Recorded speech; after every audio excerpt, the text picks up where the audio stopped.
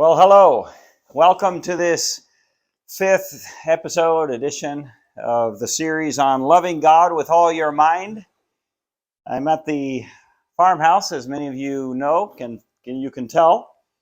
And I put the stove on because it's like 45 degrees in here. We haven't had an activity here in a few weeks and not going to for several weeks. So it just gets colder and colder, and there's been snow outside. So yeah, it's like a refrigerator. So I got the fire going. And now it's good and toasty on this side. The other is a little cool. But anyway, we'll go ahead, and it's definitely better than not having any heat anywheres near. Okay, well, I've wondered about the title for this session, and I think I'm going to simply make it boasting, and we'll see. So let's get started, and I hope you have your Bibles there in a few minutes to think and to consider some of these ideas that I'm going to share with you. In some areas, almost more questions than answers, because this thing about the mind is quite the subject. But let's start with Matthew 22:37. Jesus said unto him, Thou shalt love the Lord thy God with all thy heart, and with all thy soul, and with all thy mind. And again, as I usually say at the beginning, our first and last challenge of every day is controlling our thoughts. Do you have days like I do when you go to bed and you say, this wasn't a very good day? And you can think back on attitudes, things you said, things you did, things you thought. Well, in that it just didn't honor the Lord. It just wasn't a good day at all. And when we boil it all down, it simply means we did not really control our thinking. We did not control our thoughts, and we did not love God with all our minds. And so this series is all about learning, hopefully, more and more about how to love the Lord with our minds. I did a search on Google with the brain. The first thing popped up was the brain is the most complex part of the human body. This 3-pound organ is the seat of intelligence, interpreter of the senses, initiator of body movement, and controller of behavior. Lying in its bony shell and washed by protective fluid, the brain is the source of all the qualities that define our humanity. Wow, that says a lot. And I'm not sure I agree with it all, but in the end, a lot of it has to do with semantics. What do these words mean, What is the difference between the brain and mind? Maybe there's a more technical and theologically accurate response out there. I'm sure there is. But as I've thought it through, the brain is made of physical stuff. Here it said it's a complex part of the body. It's a 3-pound organ. So it's made of physical stuff. But your mind isn't. My mind isn't a physical thing. My mind is a miracle. It's spiritual. And it's a gift from God. As far as I can tell, going back to Genesis 2:7, and the right side of me is beginning to roast. I might have to move a little farther over. Anyway, Genesis 2:7 says, The Lord God formed man of the dust of the ground. Okay? And breathed into his nostrils the breath of life, and man became a living soul. As far as I can tell, Adam had a brain before God breathed in the breath of life, and he became a living soul. His brain and his mind and his life and his soul were separate. God breathed those into him, and we believe every human being receives the breath of life from God from the womb. So, my mind is not material. My reasoning happens through the brain, but it's not part of it. It's not the brain. I don't know exactly what I'm saying, but this is the way we're made, and God gave us minds to think and to be able to think about our brain. So the main point, however, of all of this is that I'm not so much interested in what my mind is, but what it is capable of doing and what I am supposed to do with it. What am I supposed to do with my mind? And the verse says, I'm supposed to use all of my mind to love God. So that's what this is all about, and I hope to provide at least some thinking points for us. Hope this doesn't start burning, so that we can continue to at least go down the road towards what God is telling us to do with this amazing gift He has given us, the mind that separates us from every other creature and created thing. So, I'd like to go today to Jeremiah and read a verse, very important verse, very well-known verse that I read every morning just because it has a message for me every morning. And you've heard of it, I'm sure you may have it memorized. Jeremiah 9:23 says, Thus saith the Lord, let not the wise man glory. That's a mental term, okay? That's activity of the mind. Let not the wise man glory in his wisdom, neither let the mighty man glory in his might. Let not the rich man glory in his riches. That's the prohibition, verse 23, verse 24. But let him that glorieth glory in this. That's 5 times he's used that word.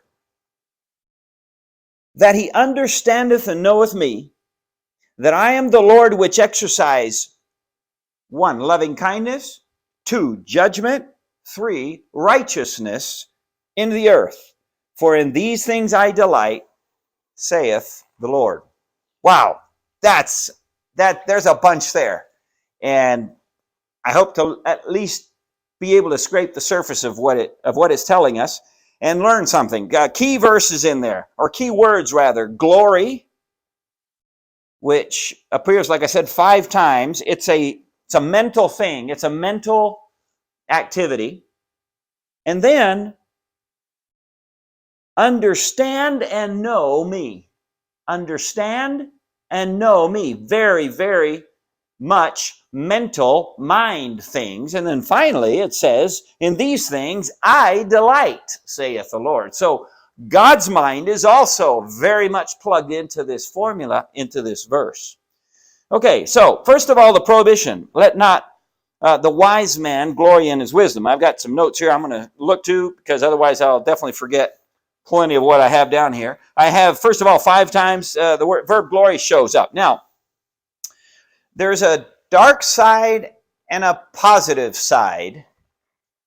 And I would say that the dark side we think of maybe more. The dark side is to boast in the sense of, usually the way boasting goes is self-glorifying, to boast, to gloat, to crow, or to blow your own horn, so to speak. To boast about usually is something that we think we are worthy of. We have some merit, and we boast about that.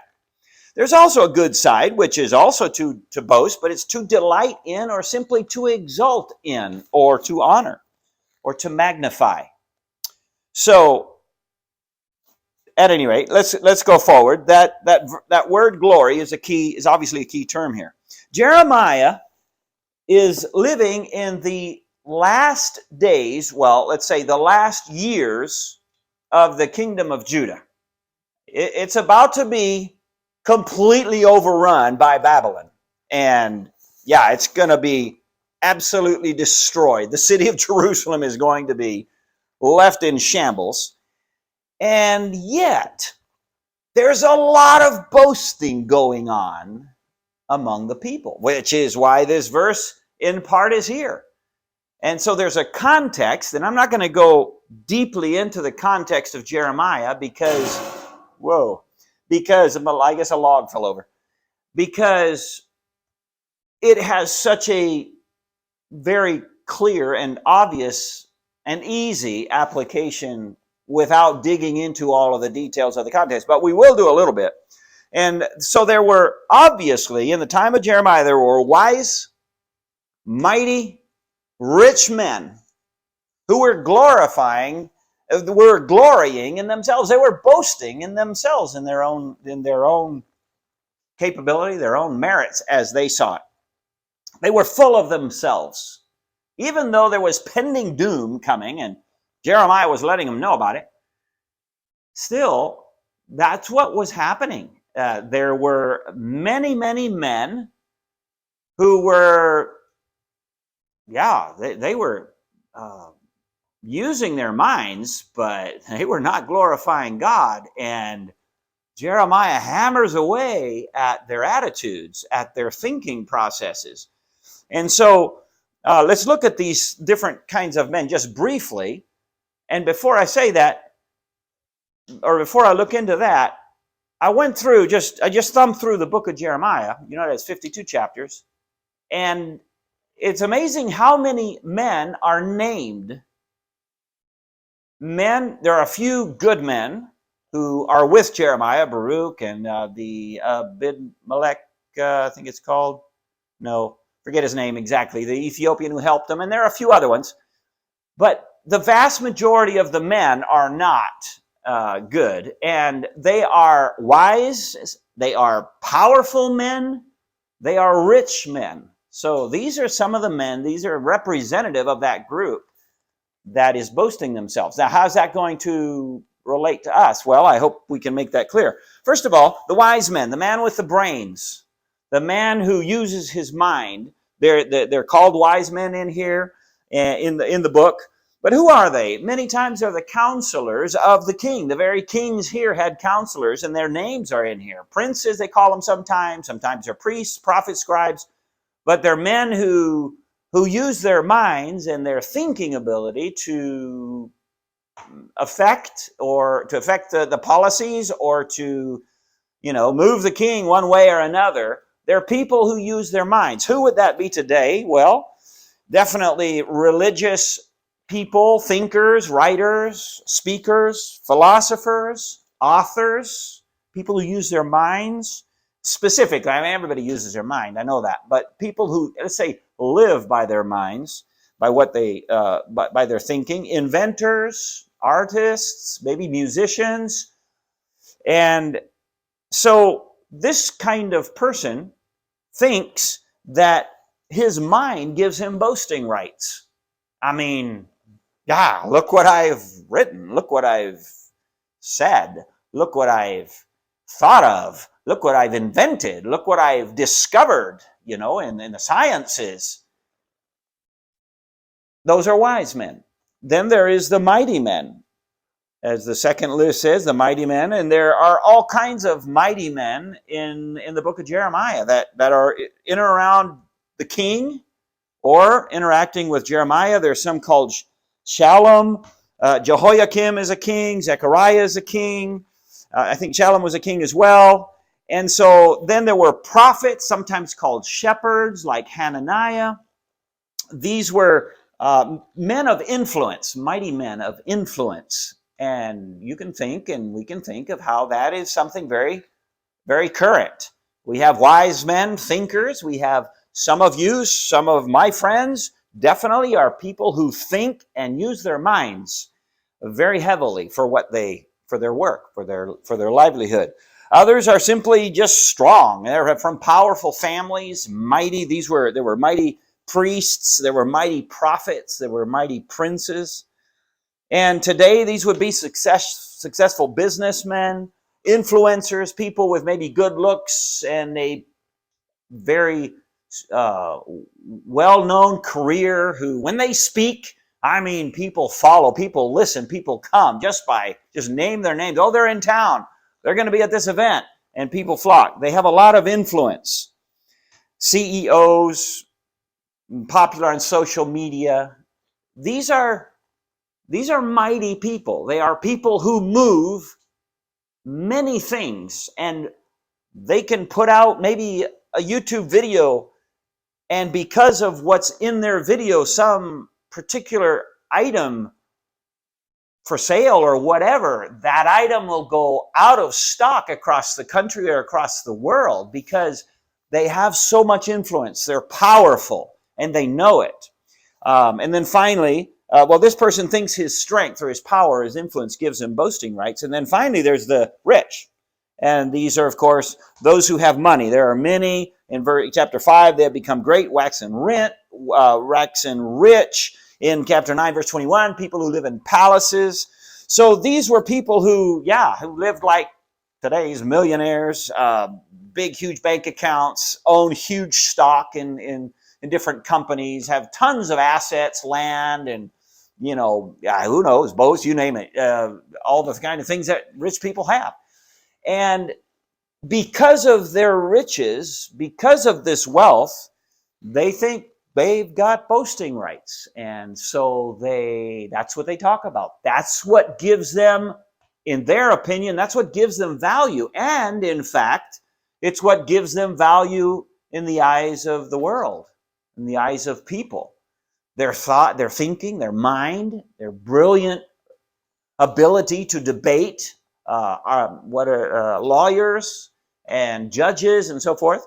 And then you've got the mighty men, the powerful men out there that really control a lot of politics and a lot of money. And then, of course, the rich people as well. So what's the argument? Without going into more detail, the context and so forth, what's the argument here is that wise people, powerful people, rich people tend to think and tend to find their value and their boasting rights in this that they have, either their mind or the influence that maybe they've inherited, the power or the money. And so that's the thing here, and that the prohibition is don't glory in that. Okay, so what are the instructions? Verse 24, but let him that glorieth glory in this, that he understandeth and knoweth me. To understand and know God. It's God who is saying this. And he's saying, I have given you a mind. And if you're wise, by the way, who made you wise? If you're powerful and have a lot of influence, who allowed you to do that? And if you're rich, who gave you those riches? Where did they come from?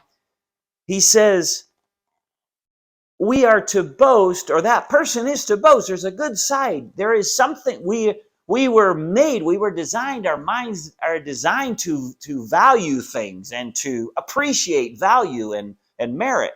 He says, spend your mental time, your mental investment in understanding and knowing me. If you're going to boast or think high of yourself, consider this. I am a God who can be understood and known, at least to some degree. That's amazing. He gave us a mind so that we can understand and know Him. To learn about God and have a relationship with Him is to love Him with all your mind. To know God and to have a relationship with Him is to love Him with all your mind. There is nothing more important in my life than knowing God. He is more important than any other person or any other subject in my life and yours as well. We have a beautiful passage about this in Philippians 3. This is Paul. Yea, doubtless, and I count all things but loss, everything, for the excellency of the knowledge of Jesus Christ my Lord, to know Christ, to know God. I've lost everything for that, says Paul. For whom I have suffered the loss of all things, and do count them but dung, that I may win Christ. Dung is manure. And Paul basically says, compared to knowing Christ, every single bit of wisdom that he had, and he was wise, power that he had, and he was powerful, and riches that he had, and at one time at least he was probably quite rich, he said they're all a pile of manure compared to knowing Christ. And be found in him, not having mine own righteousness, which is of the law, but that which is through the faith of Christ, the righteousness which is of God by faith, that I may know him and the power of his resurrection and the fellowship of his sufferings, being made conformable unto his death. To know God. God says, glory in understanding me and knowing me. Understanding. How can we understand God? Well, let's face it, we're limited. But we're limited. We're not zeros in it. We are limited in our capacity to know God, or to understand God, but we are able to understand him a fair bit because he has given us this mind. Okay, what the next part of the instructions? He says, glory in this, that he understandeth and knoweth me. And then he says, and he gives us three things, that I am the Lord, which exercise loving kindness, judgment, and righteousness in the earth. Three things. He exercises loving kindness, judgment, and righteousness. Three basic things that we can understand about God. As we get to know him in experience, we also obviously will be able, we will build on what we know of him. And there are three basic pillars. First, love, mercy, loving kindness. He said, talking back to me here. He says, I am love. Wow. God is love. Kindness, faithful love, steadfast love, mercy. He is actively, positively love. That's the first thing he states. That's the first thing he gives us in this list. You want to understand me? Understand that I am love. But that's not the only thing. The next one is judgment. It says, I exercise loving kindness and judgment. I also judge. I not only love, I also judge. This means that he's not, I'm all love and I don't care what anybody else does. Oh no. I love and I administer justice. Where? What does he say? On the earth. So God is not way out there somewhere. He's love, loves the daylights out of everybody, and that's good, and that's where it ends. No. He exercises judgment. Now, he knows how and where and when to do it, and that's an entirely different subject. But he says, I am love, but I am also justice. I judge. And that is a powerful pillar to understand about how God is. I mean, just face it. A lot of people have no idea how God is. They may say, oh, God is love because they've heard it. They have no idea what that means. God is love.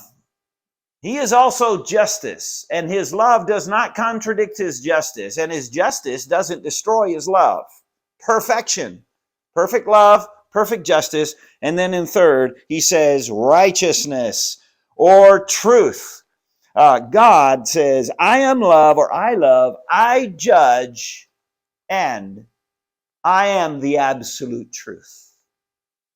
Wow, what a perfect trio there is there.